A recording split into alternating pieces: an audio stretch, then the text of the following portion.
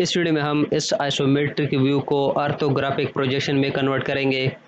Orthographic projection means first angle projection and third angle projection.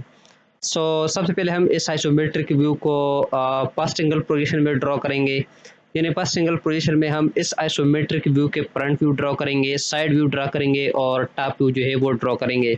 और इसके बाद हम थर्ड एंगल प्रोजेक्शन में इस आइसोमेट्रिक व्यू के 3 व्यूज जो है यानी फ्रंट व्यू, साइड व्यू और टॉप व्यू जो है वो ड्रॉ करेंगे। लेकिन सबसे पहले हम ये समझने की कोशिश करते हैं कि फर्स्ट एंगल प्रोजेक्शन में इसके व्यूज़ कैसे बनते हैं या जो फर्स्ट एंगल प्रोजेक्शन है उसके उसूल क्या है। सो फॉर एग्जांपल हमारे पास इस आइसोमेट्रिक व्यू के जो फ्रंट व्यू है वो लेफ़्ट साइड पर मौजूद है, यानी ये इसका फ्रंट व्यू है, ये इसका साइड व्यू है और ये इसका टॉप व्यू है। अगर आप किसी भी आइसोमेट्रिक व्यू के फर्स्ट एंगल पोजीशन में 3 व्यूज़ ड्रॉ करना चाहते हैं, अगर आप फर्स्ट एंगल पोजीशन में किसी भी आइसोमेट्रिक व्यू की, जैसे कि हमारे पास ये आइसोमेट्रिक व्यू है, इसका फ्रंट व्यू जो है वो लेफ्ट साइड पर मौजूद है, साइड व्यू जो है वो राइट साइड पर मौजूद है और टॉप व्यू ये है। अगर आप इस आइसोमेट्रिक व्यू के फर्स्ट एंगल पोजीशन में ड्रॉ करने की कोशिश करते हैं, इसका जो फ्रंट व्यू है वो लेफ्ट साइड पर मौजूद है, तो इसका जो फ्रंट व्यू है वो लेफ्ट साइड पर बनेगा, ठीक है। यानी लेफ्ट साइड पर मौजूद है तो इसका जो फ्रंट व्यू है वो राइट साइड पर बनेगा, यहाँ पर आ जाएगा, ठीक है। साइड व्यू जो है चूंकि वो राइट साइड पर मौजूद है तो वो लेफ्ट साइड पर चला जाएगा, यानी यहाँ पर आ जाएगा। और फर्स्ट सिंगल पोजीशन में हमेशा जो टॉप व्यू बनता है वो हमेशा फ्रंट व्यू के नीचे ही बनता है, यानी यहाँ पर बनेगा, ठीक है। इस तरतीब के मुताबिक इस आइसोमेट्रिक व्यू के 3 व्यूज बनेंगे यूजिंग फर्स्ट एंगल प्रोजेक्शन। तो चलिए स्टार्ट करते हैं इसके व्यू जो है वो ड्रा करना है यूजिंग फर्स्ट एंगल प्रोजेक्शन। सबसे पहले आप यहाँ से ऑब्जेक्ट लाइन लेयर से लेकर ले, ठीक है। यहाँ पर मैं आपको एक एडिशनल चीज़ बताता चलूँ कि अगर आपने लेयर के बारे में जानना है कि ऑटोकैड के अंदर लेयर कैसे बनते हैं और इसकी जो अदर प्रॉपर्टी है वो कैसे कंट्रोल करते हैं, तो हमारा ऑटोकैड क्लास की जो सीरीज़ है वहाँ पर हमने डिटेल से इसके ऊपर जो है वीडियो बनाई हुई है और वहाँ पर हमारी वीडियो मौजूद है। तो अगर आप इंटरेस्टेड है ऑटोकैड के लेयर के अंदर के ऑटोकैड के अंदर लेयर कैसे बनते हैं और इसके अदर प्रॉपर्टी जो है वो कैसे कंट्रोल करते हैं, तो वो वीडियो आप वॉच कर ले, तो आई होप कि वहाँ से आपको सीखने के लिए बहुत कुछ मिलेगा रिलेटेड टू लेयर, ठीक है।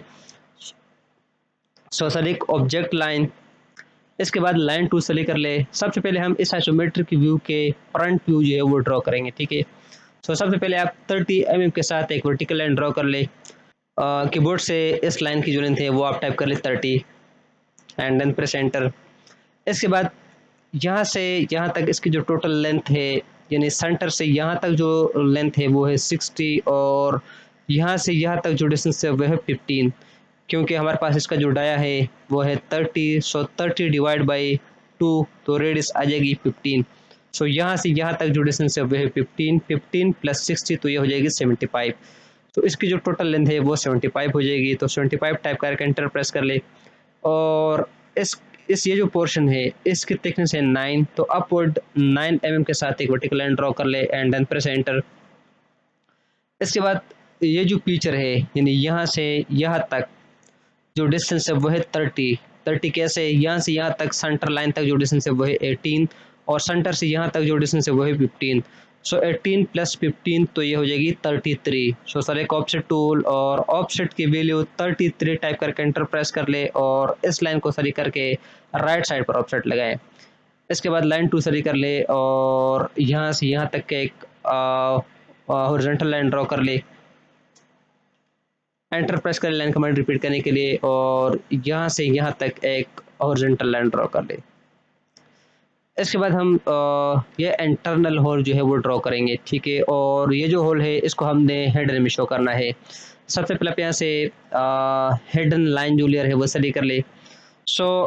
इसकी जो सेंटर की जो डिस्टेंस है वो है 18, यानी यहाँ से यहाँ तक जो डिस्टेंस है वो है 18। सेलेक्ट ऑफसेट टूल और ऑफसेट की वैल्यू 18 टाइप करके एंटर प्रेस कर ले और इस लाइन को सही करके लेफ्ट साइड पर ऑफसेट लगाए।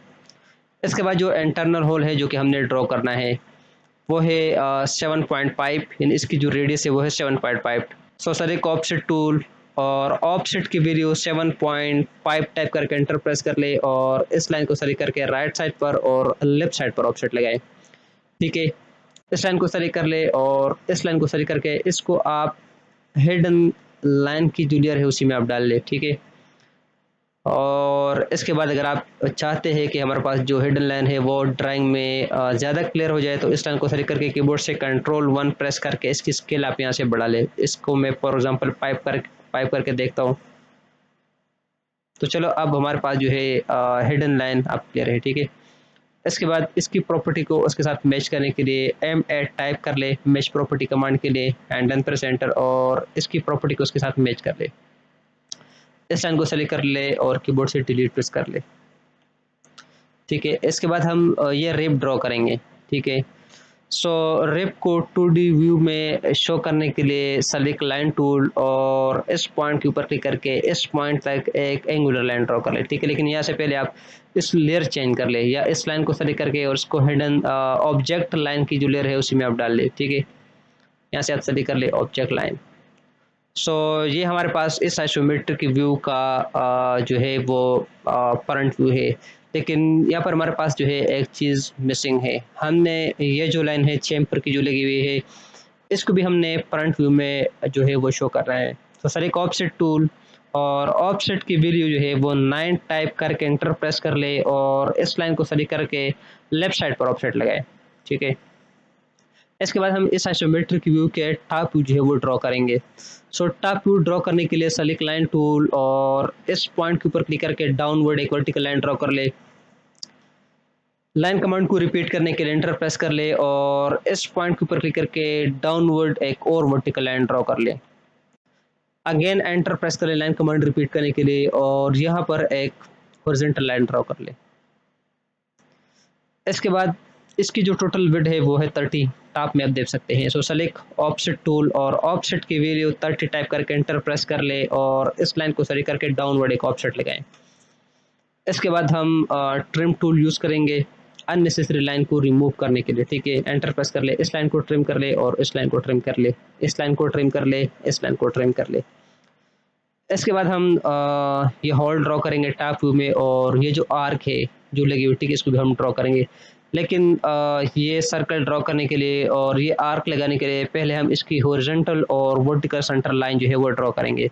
सो सेलेक्ट लाइन टूल और ये जो लाइन है इसके मिड पॉइंट के ऊपर क्लिक करके एक हॉरिजॉन्टल सेंटर लाइन ड्रॉ कर ले और इसके बाद इसकी सेंटर से हम नीचे की तरफ एक वर्टिकल लाइन ड्रॉ करेंगे। सो सेलेक्ट लाइन टूल, इसके बाद प्रेस एंड होल्ड शिफ्ट की, इसके बाद माउस की जो राइट बटन है वो प्रेस करके यहाँ से मिड बिटवीन 2 पॉइंट्स जो ऑप्शन है इसको सेलेक्ट कर ले। सो सेलेक्ट फर्स्ट पॉइंट और सेकंड पॉइंट और इसके बाद डाउनवर्ड एक वर्टिकल लाइन ड्रॉ कर ले। इसके बाद ये होल जो है वो हम यहाँ पर ड्रॉ करेंगे और ये आर्क जो है वो हम ड्रॉ करेंगे। सो सेलेक्ट सर्कल टूल और इस सेंटर पॉइंट के ऊपर क्लिक करके इसको जो रेडियस है वो है 7.5। अगेन इसके बाद एंटर प्रेस कर ले सर्कल कमांड रिपीट करने के लिए और इस सेंटर पॉइंट के ऊपर क्लिक करके यहाँ से आप डायमीटर सेलेक्ट कर ले और ये जो आर्क है या जो सर्कल है इसकी जो डायमीटर है वो है 30। सो डायमीटर की वैल्यू आप 30 टाइप करके एंटर प्रेस कर लें। इसके बाद हम ये रेप जो है ये ड्रॉ करेंगे। ठीक है, सो सेलेक्ट ऑफसेट टूल और ऑफसेट की वैल्यू 7/2 तो हमारे पास वैल्यू आ जाएगी 3.5। तो ऑफसेट की वैल्यू 3.5 टाइप करके एंटर प्रेस कर ले और इस लाइन को सेलेक्ट करके अपवर्ड और डाउनवर्ड ऑफसेट लगाएं। इसके बाद ट्रिम टूल सेलेक्ट कर ले, एंटर प्रेस कर ले और अननेसेसरी लाइंस जो है वो आप ट्रिम कर ले और इस लाइन को सेलेक्ट करके कीबोर्ड से डिलीट प्रेस कर ले। ट्रिम कमांड रिपीट करने के लिए एंटर प्रेस कर ले और एंटर प्रेस कर ले, इस लाइन को ट्रिम कर ले और इस लाइन को ट्रिम कर ले और सर्कल के उस पोर्शन को ट्रिम कर ले और इस पोर्शन को ट्रिम कर ले। इस लाइन को सेलेक्ट कर ले, इस लाइन को सेलेक्ट कर ले और इस लाइन को सेलेक्ट कर ले, इस तरह इस लाइन को सेलेक्ट करके कीबोर्ड से डिलीट प्रेस कर ले।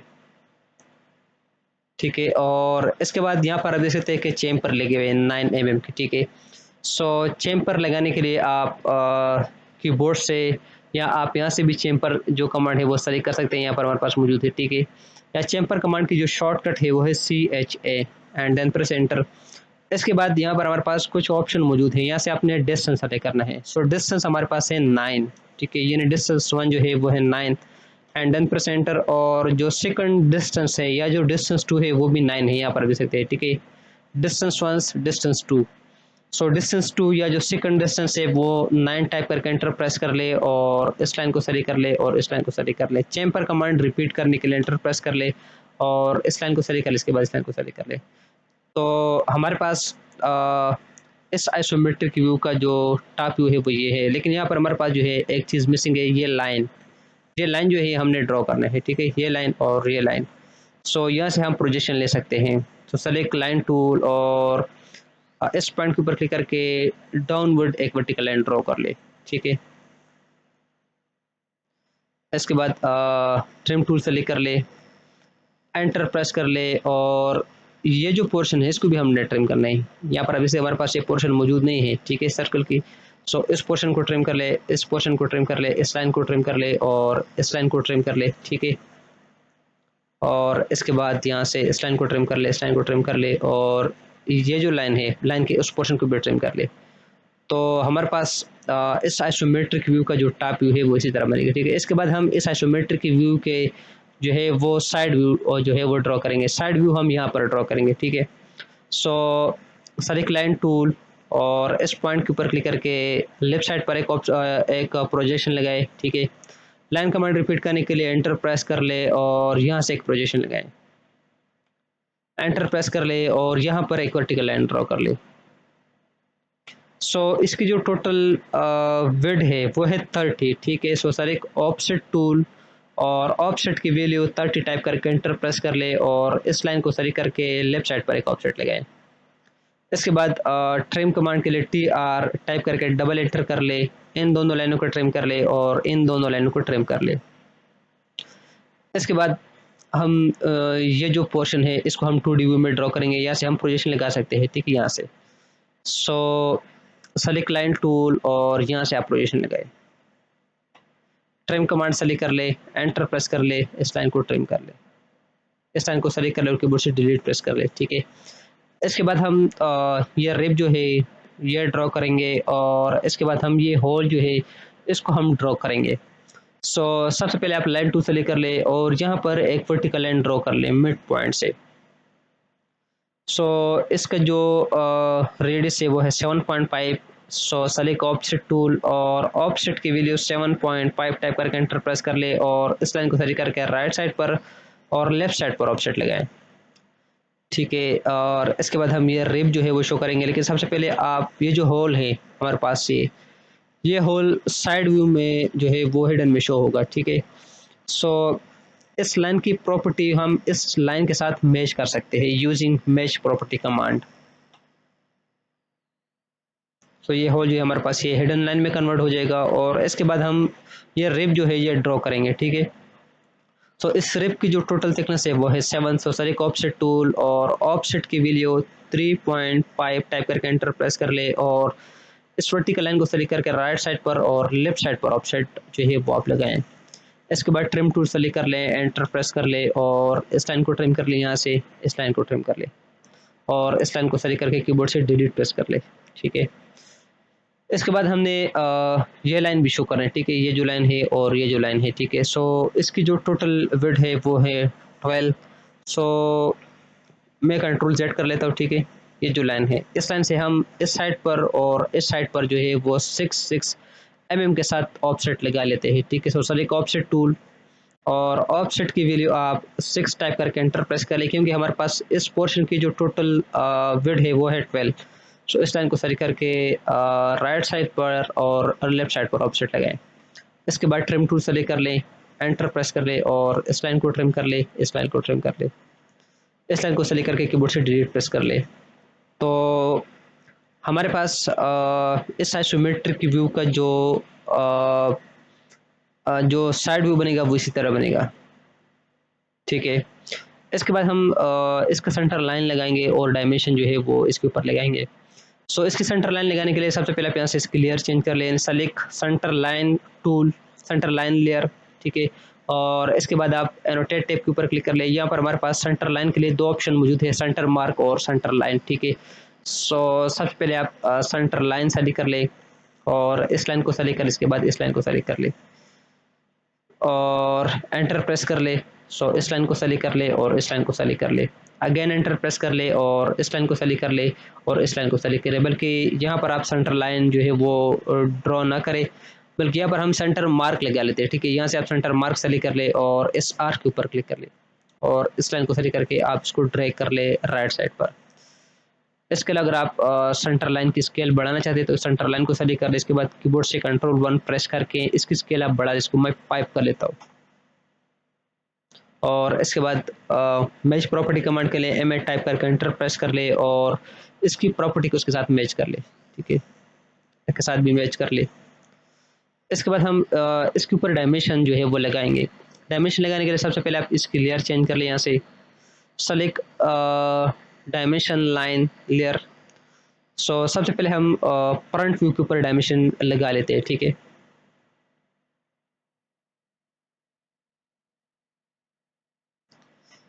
फिर एनोटेट टैब के ऊपर क्लिक कर ले और यहाँ से लीनियर डायमेंशन सेलेक्ट कर ले। सो इस यानी सेंटर लाइन से यहाँ तक जो डिस्टेंस है वो है 60, यहाँ पर आप दे सकते हैं, ठीक है।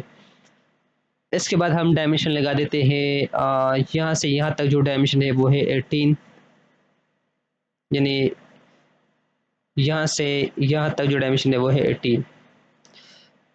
टेक्स्ट को छोटा करने के लिए आप डी टाइप कर ले डायमेंशन स्टाइल मैनेजर के लिए। इसके बाद मॉडिफाई के ऊपर क्लिक कर ले और टेक्स्ट जो टैब है इसके ऊपर क्लिक करके इसकी साइज आप छोटा कर ले। इसको मैं फॉर एग्जांपल 4 कर लेता हूँ। और इसके बाद सिंबल्स एंड एरो, इसके ऊपर क्लिक करके जो एरो है इसकी साइज भी आप 3 कर ले एंड से ओके, सेट करंट एंड से क्लोज।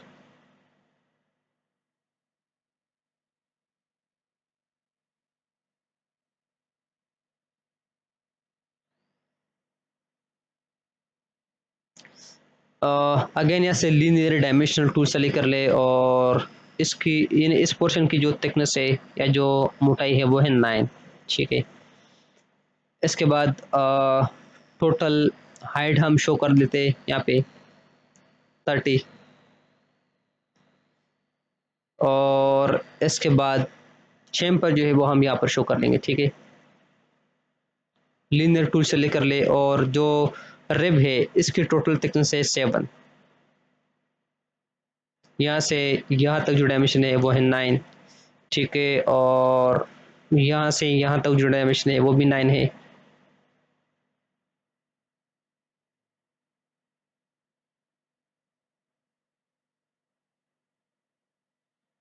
इसके बाद हम इसकी रेडियस और डायमीटर जो है वो शो कर लेते हैं, ठीक है। यहाँ से आप पहले रेडियस सेलेक्ट कर ले या डाया सेलेक्ट कर ले और इसका डाया है 30, एंटर प्रेस कर ले और इसका डाया हो जाएगा 15 क्योंकि इसकी रेडियस है 7.5, ठीक है। उसूलन डायमीटर के ऊपर जो है सर्कल के ऊपर डायमीटर जो है डायमेंशन अप्लाई करना चाहिए और आर के ऊपर जो है वो रेडियस अप्लाई करना चाहिए। इसके बाद हम यहाँ पर भी जो है कुछ डायमेंशन लगा लेते हैं, ठीक है। यहाँ से आप लीनियर सेलेक्ट कर ले और सेंटर लाइन से यहाँ तक डायमेंशन आप शो कर ले।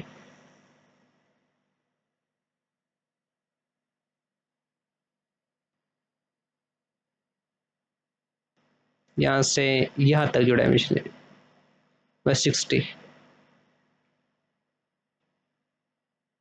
या साइड व्यू में हम कुछ डायमेंशन लगा लेते हैं। टोटल हाइट है 30 और इसके बाद जो रिब है उसकी भी जो थिकनेस है वो है यानी ये जो पोर्शन है इसकी विड्थ है 12, ठीक है।